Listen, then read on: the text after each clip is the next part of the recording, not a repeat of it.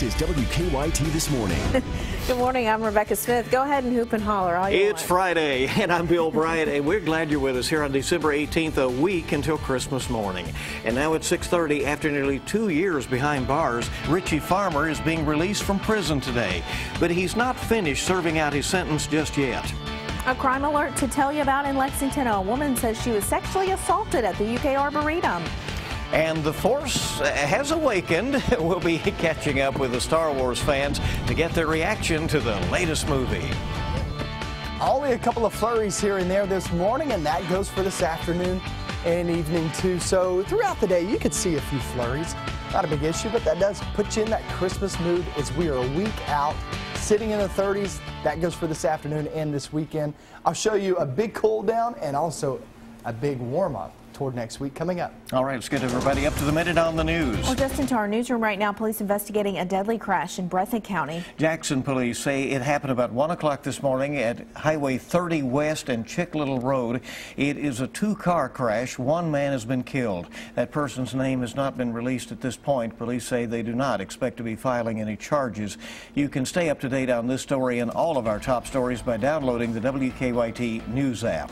Well, it is an early Christmas present for Richie Farmer, the former state agriculture commissioner, the Republican nominee for lieutenant governor 4 years ago, will be released from prison today. But the University of Kentucky basketball star won't necessarily be going home. WKYT's Michelle Chamberlain is at our live desk to explain why.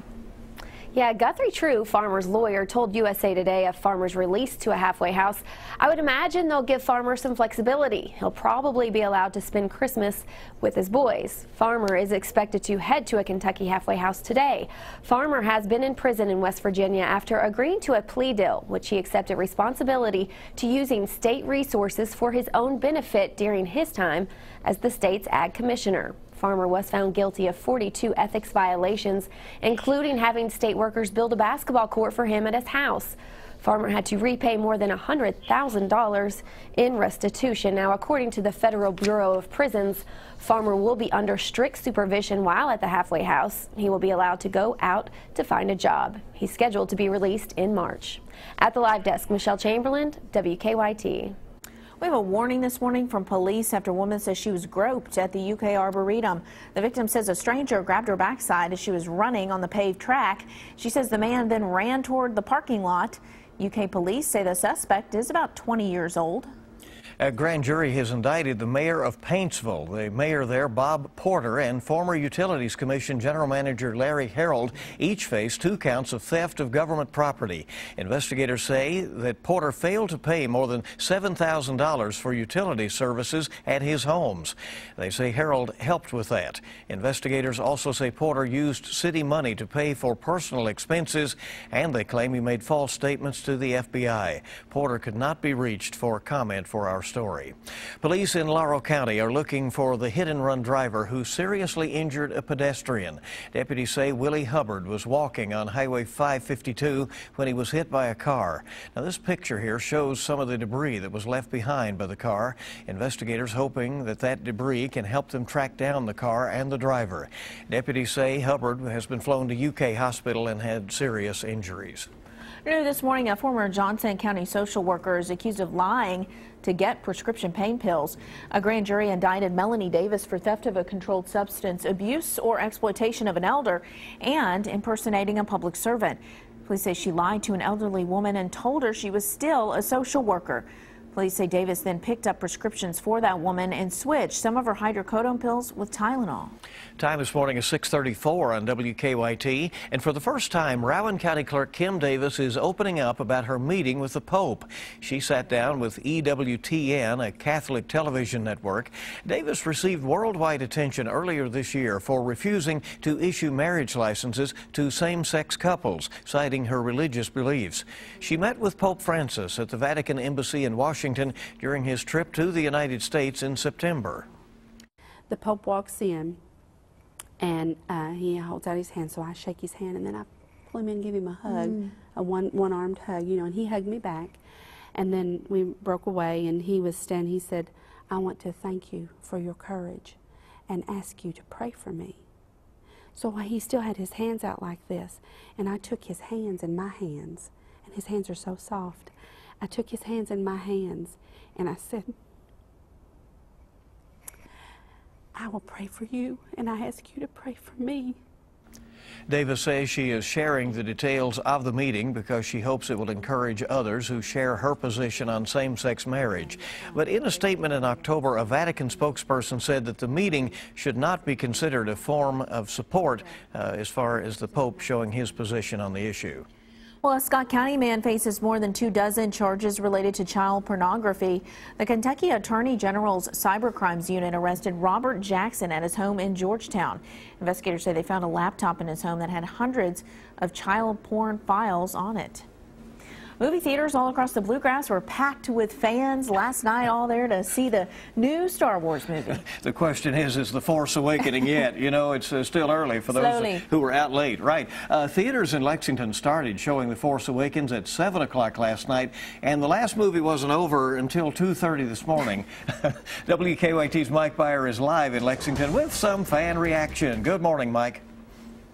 Well, guys, I'm pretty sure the Force is sleeping right now as it's pretty quiet at Regal Cinema here in Hamburg, but that won't be the case in just a few hours when showtimes for Star Wars The Force Awakening picks back up. Multitudes of fans began pouring into movie theaters last night with the high hopes for the 7th film in the George Lucas created franchise. In fact, the movie is projected to gross between $180 million and $220 million through Sunday in the U.S. and Canada alone. That's according to press release tracking, putting the record for highest domestic opening in sight.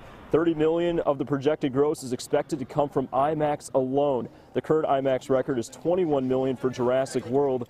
Many fans believe The Force Awakens will become the highest grossing movie of all time and say the film does a great job of introducing new characters.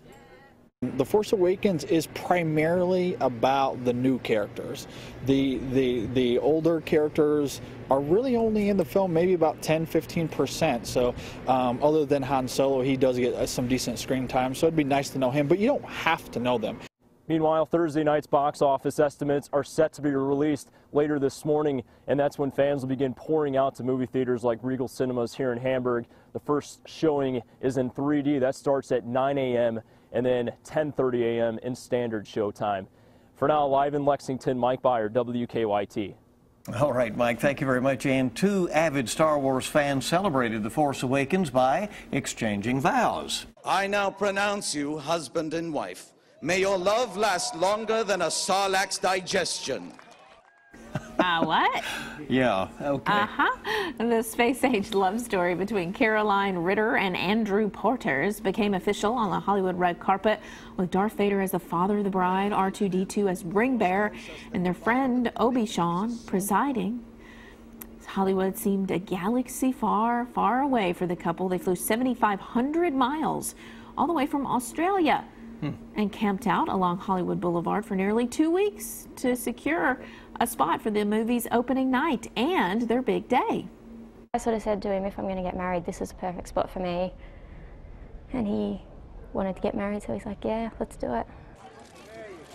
Cool. Several businesses donated to their wedding, including the cake, bride's makeup, and hotel room for their wedding night.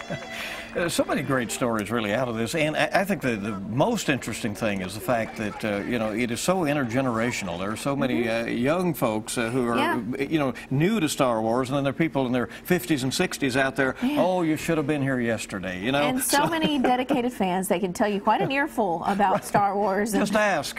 I didn't know it was 4, 5, 6, then 1, 2, and 3, and then 7. Okay, I learned that yesterday. Now I know. If you ride a Lextran bus today, Santa Claus could have an early Christmas gift for you. Yeah, Lextran says that Santa will be riding the bus today. And if old St. Nick is on your bus, your ride will be free. Lextran will also offer free rides to Southern Lights at the Kentucky Horse Park on Tuesday.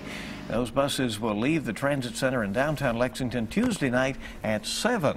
So there is an option for you. Sounds good. Look for Santa on the bus today. And our time is 6:40. It's 20 before 7 on WKYT this morning. Let's get a check of traffic and see how things are rolling on your Friday. So what's happening out there right now? We have a lot of green indicating normal travel and no major accidents reported or even slowdowns at this point. It's looking really good. Of course, you can anticipate big crowds for that last weekend of shopping, probably today and throughout the next couple of days. So you know where the major shopping areas are. And we'll take a look at the current travel times from the surrounding cities. Right now, it's about normal from Nicholasville, about 15-minute ride in. You can get from Lexington to Richmond and back, half hour or so. Winchester, 22-minute ride in at the present time. So everybody's doing well out there. Let's buckle up and make it a safe one. Much more coming up from WKYT on your Friday. Well, with a shot like this, it's hard to believe this mom could sink a basket from half court, but she did it. We'll tell you how. Well. And we're sitting with the temperatures there in the 30s this morning. But you know what? We get into the afternoon, it's still going to be in the 30s. Very cold the next couple of days, but then we get toward Christmas time, much warmer. I have that forecast coming up next.